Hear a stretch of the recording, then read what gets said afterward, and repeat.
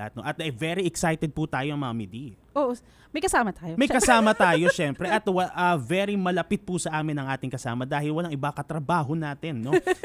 Sa NBDB. At malinaw na patunay ang kanyang karanasan at advokasya sa developmental work sa kanyang dedikasyon sa serbisyo publiko, partikular sa larangan ng Human and Family Development Studies. Sa kasalukuyan, Project Development Officer siya ng National Book Development Board.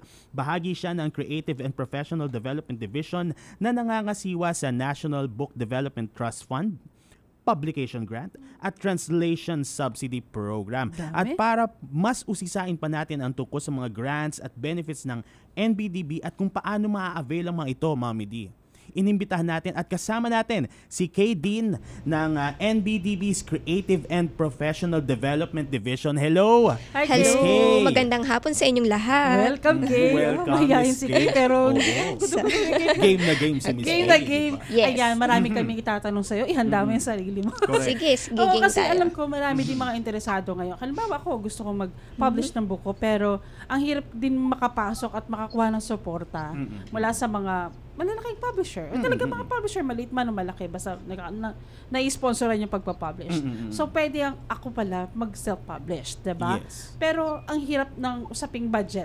Budget. Kulang yung budget ko, alam, mangutang ako, pero kulang pa rin. So, paano ba magiging support ng NBDB? Kaya, nandito po ang NBDB para sa mga ganong suporta, lalo na sa mga individual na author. So, unang-una, ipamahagi ko yung National Book Development Trust Fund, kung narinig na po, or ang NBDTF. Ito ay isang manuscript development grant para sa mga authors o editors na nangangailangan ng pinansyal na suporta sa pagbuo ng kanilang mga manuskrito. So, itong NBDTF ay nakabase sa isang Republic Act or RA 9521 o National Book Development Trust Fund, published noong 2009 pa po. So, isa sa kadahilanan kung bakit nabuo itong batas na to dahil sinasabi po sa mga nakalipas na taon ay mababa ang publikasyon nating mga Pilipino o yung Konti mga pa ba? Philippine authored books ay mababa daw po. Kulang talaga yan. Lalo na sa mga subject areas na malimit yung maunti yung mga nagsusulat katulad ng science and technology. Mahirap kasi. Tulad po kunyari halimbawa mga topics on coastal marine. Ang hirap din. Diba? Walang masyadong nagsusulat ng mga ganong topic. So, nandito po ang NBDTF para suportahan ang mga individual na nais magsulat sa mga ganong topics.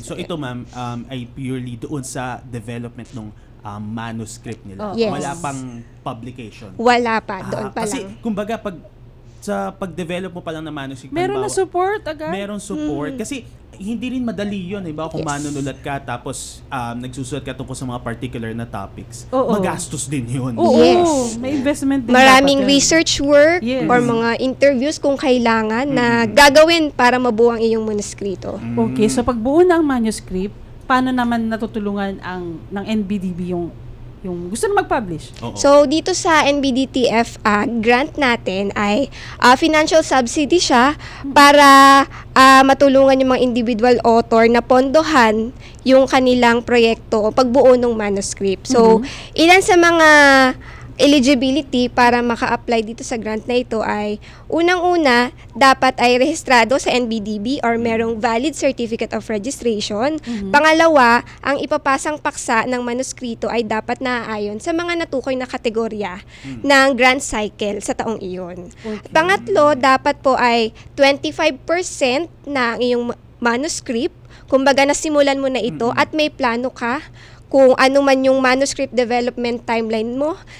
Dahil sa pang-apat, kailangan po matapos within the year itong manuscript na ito. 1 year. Within a year. Within a Yes. year lang. Pero hindi ka naman magsisimula from scratch na. Actually, Yes. maganda rin Meron yun. na oo. At least 25%. O, konti at na least lang. 25%. Okay. Oo. Pero okay. Ulitin ko, babanggit ko lang ang registration kasi ngayon kasama sa requirement. Registration Yes. sa NBDB. Libre, di ba? Oo, libre. Libre. At So, yung registration po ba nila ay need na author sila? As author. as author. author. Yun. Okay. O, yun ang step 1. Yun So, yung step 1. Yes. kailangan, Correct. para lang ma-avail nyo. Habang ginagawa pa lang ninyo yung inyong manuscript, binubuo nyo pa lang yung libro nyo, meron na palang suporta. Yes. So, kapag buo na, Meron pa rin? Wala yes, na. syempre, meron pa rin suporta ang NBDP. So, dadako naman ako sa publication grant. Ayun. So, kumbaga, nakumpleto mo na iyong manuscript, meron namang publication grant na pwedeng i-offer ang NBDP. So, ito po ay another financial assistance or subsidy program na complementary sa NBDTF. So, sa publication grant, layunin nito magbigay ng financial na suporta sa paglalathala ng mga libro. So, dito po maaaring gamitin ito sa copy editing, sa pagle-layout, book design, at pati na rin yung printing expenses ng individual. Pati layout tsaka book design. Kumbaga, so, bayad sa mga illustrator yan? Pwede. Maaari. Kung kukuha ka ng illustrator mo, maaaring doon mo pondohan. Kumbaga hindi natatapos yung pag-develop mo ng libro. Halimbawa, nasulat mo na. Yun na yun. Marami pang prosesong pagdadaanan pala, Miss Kay. May tanong ako, Miss Kay. Paano kung hindi ako dumaan sa NBDTF, pero meron akong tapos na manuscript. Pwede pa rin po ba Pwede ako pa rin po. Okay. Yun yung publication grant na. Yes. Yun yung publication grant. Hiwalay naman ang publication grant. Pero if ever man po, na nakapasok na ako sa NBDTF, tapos gusto ko rin sumali or mag-apply doon sa publication. Kailangan lang natin tapusin yung NBDTF natin para makapag-apply sa susunod na grant. So, pwedeng makompleto mo talaga ang... Yes. Yun naman pala, kompleto na eh. Ay, yun lang. Pero ang importante kasi, syempre, bago aprubahan ng NBDB, yung iyong aplikasyon bilang self-published author, may mga kwalifikasyon yan. Yes. Diba? Baliban doon sa mga requirements, kailangan din na una-una importante po, syempre, tapos yung manuscript. Tapos yun. At sana may kalidad. Natural, importante sa atin yung may quality. Yes. Dahil ako naniniwala na yung ginawa mong libro, yung pinagbunuan ng buwis, dugot pawis mo. Dugot pawis, luha. Oo, kasi nag-research ka pa niyan alam mo na dapat may quality yan. Yes. So, hindi lang yan basta nag-invento lang, talagang pinag-aralan mo din bago ka bumuo ng libro. So, importante yun. Kasi ang NBDB, pinopromote din talaga yan. Hindi lang yung, basta marami tayong libro sa merkado, hindi lang yun. Dapat dekalidad yung mga libro din na nasa merkado. Oo, kaya 'di ba Miss Kay, merong mga screening ito, 'di ba? Yes. Kung sino kagaya na nabanggit niya kanina yung mga topics ganyan. Ngayon Miss Kay, ito bang mga grants na ito ay tuwing kailan po ba natin nasisimulan yung application ito? O all year round po ba ito? Halimbawa, ako ay nakatapos ako ng 25% nung February. Pwede ba ako magpasa ng March? Or meron po tayong timeline? Kailangan ay wala kang nakabinbin or walang ongoing project. So, kailangan mo munang tapusin yung una mong sinumite bago doon sa pangalawa mong libro.